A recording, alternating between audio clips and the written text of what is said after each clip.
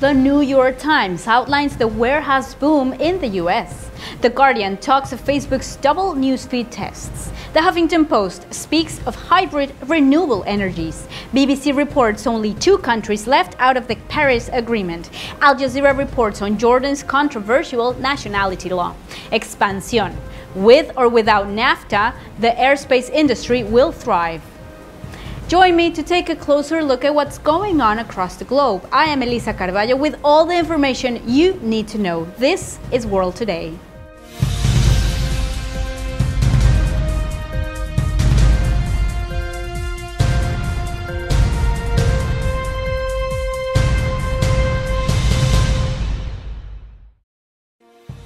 The New York Times issued a report on counties all across the US where the warehouse boom is reactivating small cities and their local economy. All of this is thanks to a rise in online retail business. Shopping has shifted from conventional stores to online marketplaces, leaving many retail workers neglected and sometimes even jobless. On the bright side, online retailers such as Zulily, Amazon and Walmart are competing to get goods to the buyer's doorsteps as quickly as possible, giving rise to large warehouse companies. Now this has triggered a boom for workers without college degrees and breathed new life into pockets of the county that had fallen economically behind. Ever since the year 2010, warehouses have produced thousands of jobs outside large metropolitan areas. We are at the very beginning of a rather large transformation, and the humble warehouse is the leading edge of this, said Michael Mandel, chief economic strategist at the Progressive Policy Institute in Washington. Customers are more comfortable ordering things online, including bulky items. Now this has caused warehouses to double their size and presence. The warehouses serve the largest e-commerce sites, each warehouse usually employing over 2,000 people. For instance, a warehouse hub in Louisville went from 1,200 employees in 2010 to 6,000 in 2017. Same behavior pattern is seen in Wisconsin, Kentucky, and even Pennsylvania. Now these places have the advantage of being surrounded by highways and rail lines that lead to some of the nation's largest cities, along with cheap land and labor. The Guardian reported on Facebook's recent tests, which mean to measure whether users prefer to separate personal and public content. This change was actually introduced to 6 small nations all around the world. However, Facebook has no plans to roll the experiment any out further. The test completely dismissed all published content in 6 countries and placed it on the Explore feed, a new Facebook feature rolling out at a worldwide level. The idea is to have 2 separate feeds for users according to Facebook's press release. One for friends and families and the other one for pages the user has already liked. This change would mean that Facebook pages managers from musicians, media outlets, celebrities, local stores and so forth would have to pay for advertising if they wish to be seen on the user's friends and family's feeds. So far, this has had quite a negative impact on journalistic content in the tested countries, which are Slovakia, Guatemala, Bolivia, Cambodia, Serbia, and Sri Lanka. Journalists in countries with fragile democracies fear the danger for the spread of propaganda and the political instrumentalization of social media.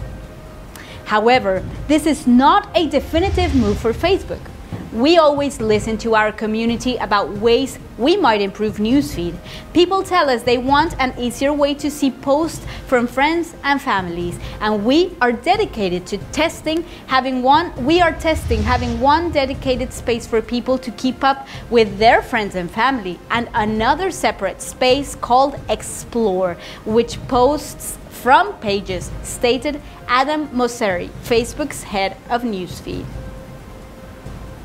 The Huffington Post revealed new sources of renewable energy. Scientists and engineers are now building mashup versions of renewable energy sources we use today, such as solar power, wind power, and even water power. Now, the purpose is to generate power with even the greater efficiency and sustainability than we have today. The next category is sort of putting together elements that already exist but have not been put together.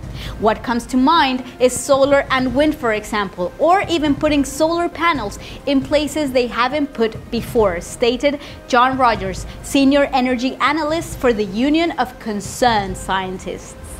Some of the projects scientists are working on, which may actually combine solar, wind, and water, therefore create hybrids of energy, are a space-based solar power farm, which is a giant satellite with solar collectors that capture solar energy, which would then be transmitted back here to Earth.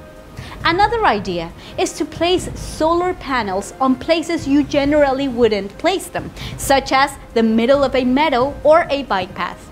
Another project is a huge wind-solar hybrid, which has also rumored the labs. And last but not least, fusion energy, transforming helium into energy. BBC announced Nicaragua's recent introduction to the Paris Agreement, leaving only 2 countries out of it, Syria and the United States.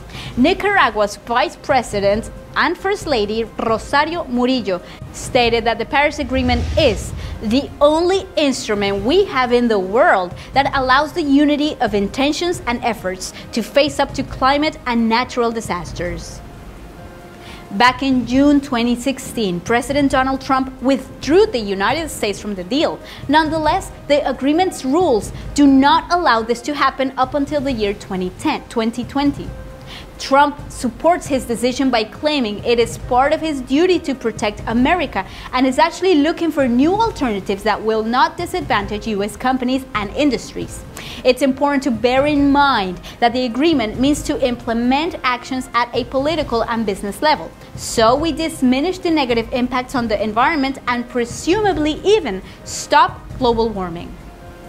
Historically, the United States, Europe, and China account for almost half of the world's carbon emissions. On the other hand, the World Bank describes Central American countries as renewable energy paradises in 2013. And Syria presumably did not sign because of its internal conflicts triggered by civil war. Scientists from more developing countries, scientists working at NASA, European scientists, and everyone agrees that we must stop the process that is leading to the destruction of the planet, stated Nicaraguan President Daniel Ortega. Al Jazeera speaks up about Jordan's controversial nationality law as protesters demand full rights for children of Jordanian women married to foreigners. Members of Jordanian parliament listen to the petitions and mean to examine and also follow up on the matter in the short to medium term. The petition calls for this law to be abolished and came to be after a campaign entitled "My Mother is Jordanian and Her Nationality is My Right," which was launched by women's rights activists, which then led to a grassroots project by a coalition of civil rights groups called Citizenship is My Family's Right. Unfortunately, it's a constitutional matter and may not be abolished anytime soon. However, good news are on the way, which are that there is now a precedent. Back in the year 1954, the Jordanian nationality law was established. A citizen is defined by his or her blood bond derived from the father's citizenship to those born to Jordanian fathers and foreign mothers. However, the same rights do not apply when a mother is Jordanian and the father a foreigner. There are roughly 89,000 Jordanian women married to non-Jordanian men, where the husband is usually from Palestine, Egypt, Syria, or Iraq, leaving about 360,000 children without citizenship. Expansión emphasized that Mexico's airspace industry will continue thriving and producing with or without Nafta, in spite of Donald Trump's threats to leave the agreement. Mexico's small but booming airspace sector, which has grown 179% ever since the year 2009, will continue and plans to become a $19 billion industry. There are 300 companies in Mexico from the industry, which will not move a single finger if the United States decide to cut the Nafta deal.